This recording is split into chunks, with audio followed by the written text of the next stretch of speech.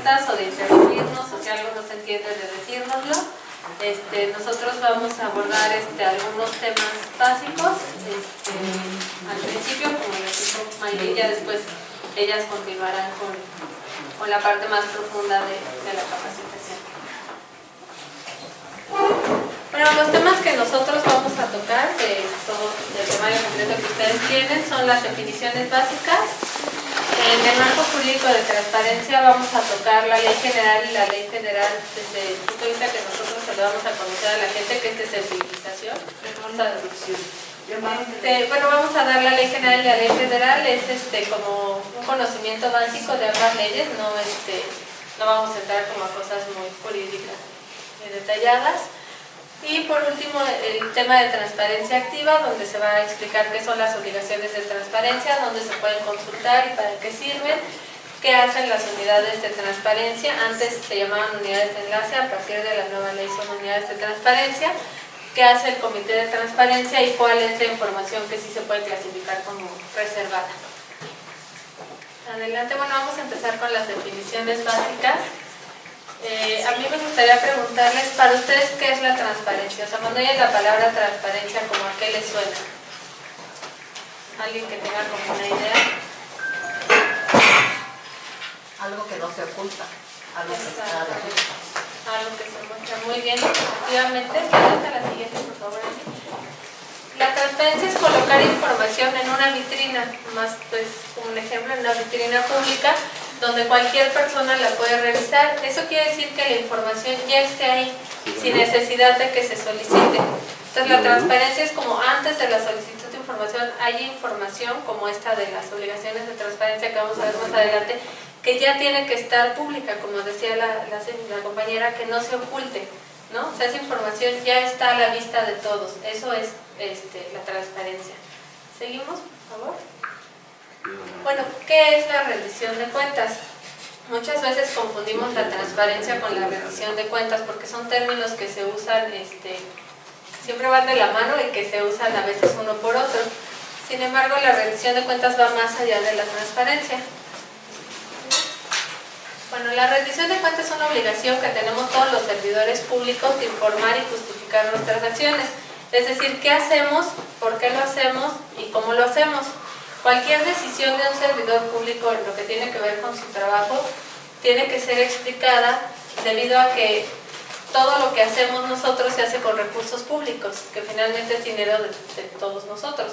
Entonces tenemos la obligación de explicar qué hacemos, incluso qué no hacemos, ¿no? Tal cosa no se hizo, ¿por qué no se hizo? Entonces esa es la rendición de cuentas, la obligación que tenemos los servidores públicos de decir qué estamos haciendo, porque más adelante la ley, ya la nueva ley incluye los sujetos obligados ya no solo a los entes de gobierno, sino a, por ejemplo, partidos políticos, sindicatos e incluso organizaciones de la sociedad civil en lo que tiene que ver con recursos públicos. O sea, si una organización de la sociedad civil recibe recursos públicos, esa parte sí se tiene que decir qué se está haciendo con ese dinero.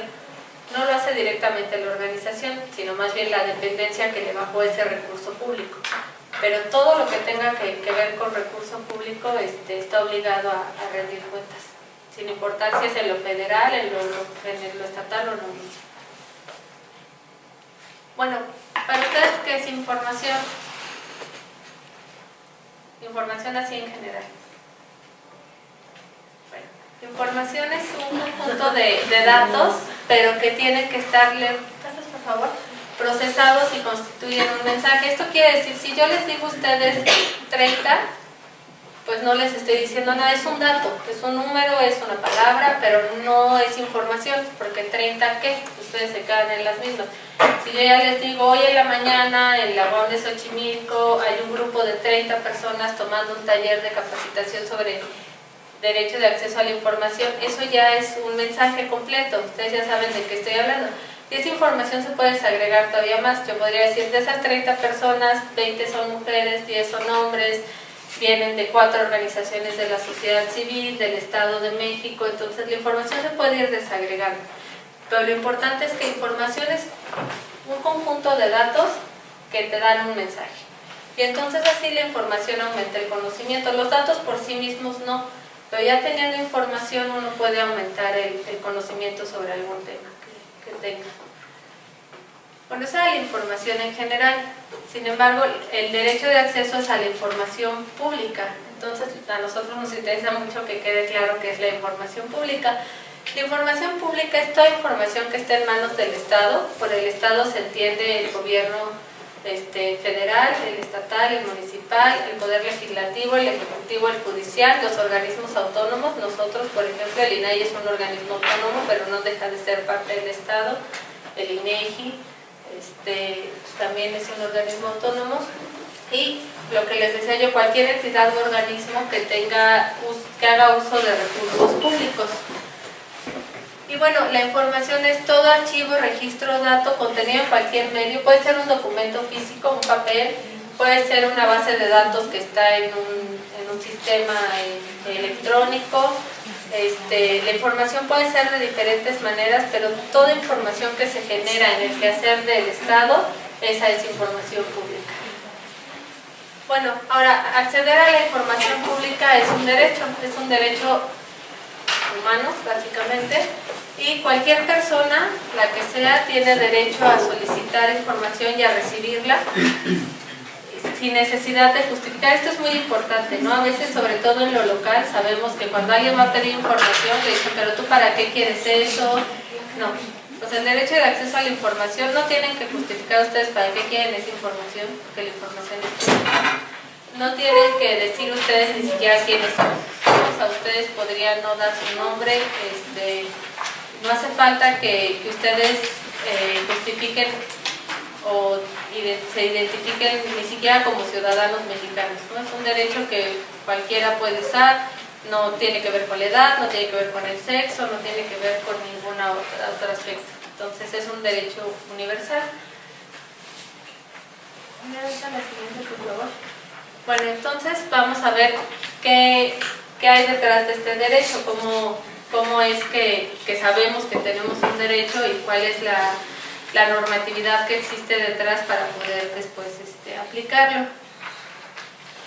Bueno, lo primero es que es un derecho que está en la Constitución. El artículo 6º constitucional nos dice que toda persona tiene, que toda la información en posesión de cualquier autoridad es pública y que debe de privilegiar el principio de máxima publicidad. ¿Esto qué quiere decir? Que cuando hay una duda sobre si se debe de hacer pública o no la información, generalmente se le da más peso a que debe de ser pública. Obviamente, que es lo que nos dice el siguiente párrafo, se tiene que tener cuidado con los datos personales, porque ese es otro derecho que además también protege el INAI. Tenemos que tener mucho cuidado. Toda la información se puede hacer pública, pero tenemos que tener cuidado de no vulnerar el derecho de protección de datos personales de otra persona, bueno, de cualquier persona. Y lo que yo les decía es un derecho gratuito, ¿no? No tiene costo. En algunos municipios sabíamos que, por las comunidades que hemos visitado, que es así de, no, pues es que a nosotros nos dicen que cuesta tanto acceder a la información. No tiene costo, es gratuito y les decía yo, es para todos. Tiene costo a veces la manera en que te entregan la información, ¿no? Si yo quiero un expediente y el expediente consta de 1000 hojas y yo quiero copias de esas 1000 hojas, voy a tener que pagar las copias, pero no la información. Incluso yo puedo decir, no necesito las copias, yo puedo ir y revisar el expediente en el lugar donde lo tienen y entonces no tengo que pagar nada. A veces lo tienen que entregar en un CD o algo así y lo que les cobran es el costo del material en el que se los entregan, pero el derecho como tal no tiene un costo, es totalmente gratuito. Gracias, Ana. Bueno, hay dos obligaciones que tiene el Estado en materia de información. La primera es la activa, que tiene que ver con lo que decíamos de la transparencia. Yo pongo a la luz en una vitrina información que es pública, sin que nadie me la pida. Esa información no necesito una solicitud, no necesito un oficio, no necesito que vaya la persona, esa información ya la tengo pública. Y la otra es la reactiva, que es cuando te garantizan el derecho. O sea, tú haces una solicitud y entonces el Estado reacciona y te contesta y te da la información que requieres. Bueno, la estructura del derecho de acceso a la información en México se creó la Ley General de Transparencia. Y a partir de esa ley se crearon la Ley Federal de Acceso a Transparencia y Acceso a la Información Pública y las leyes estatales. Estas leyes, tanto la federal como las estatales, tienen que estar homologadas con la ley general.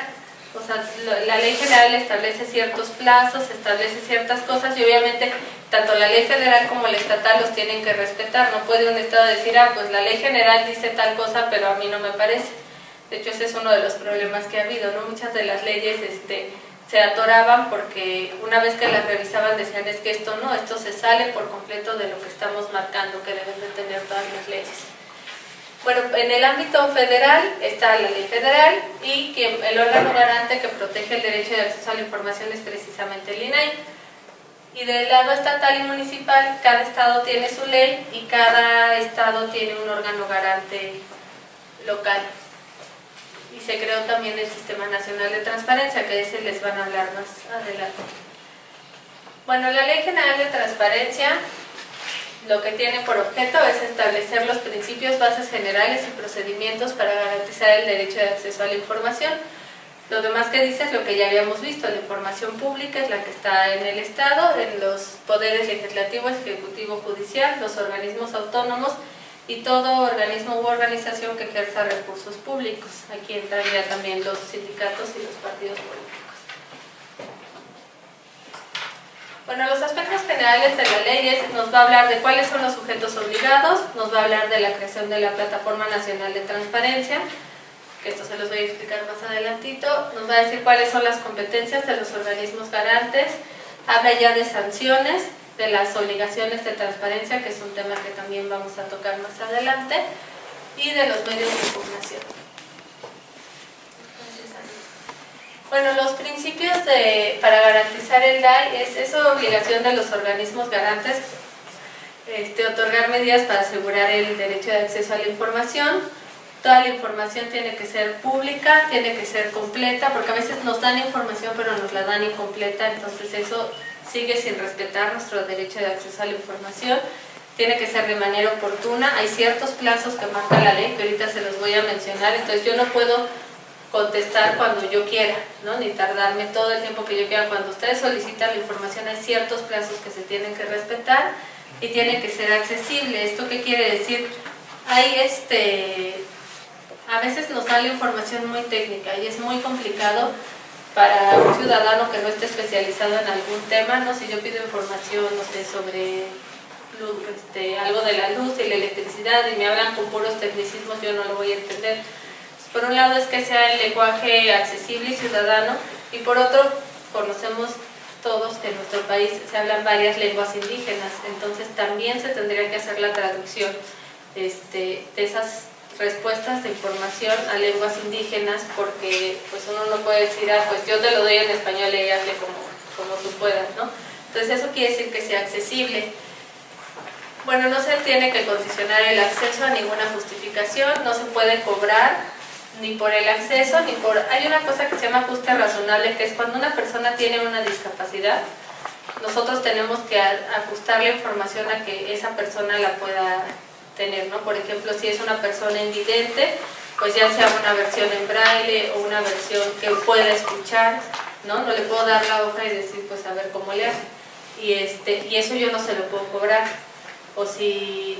Pues hay diferentes discapacidades y para todas esas discapacidades se tienen que hacer ajustes razonables y esos no se le puede encargar a la persona. Esos los tiene que cubrir la dependencia.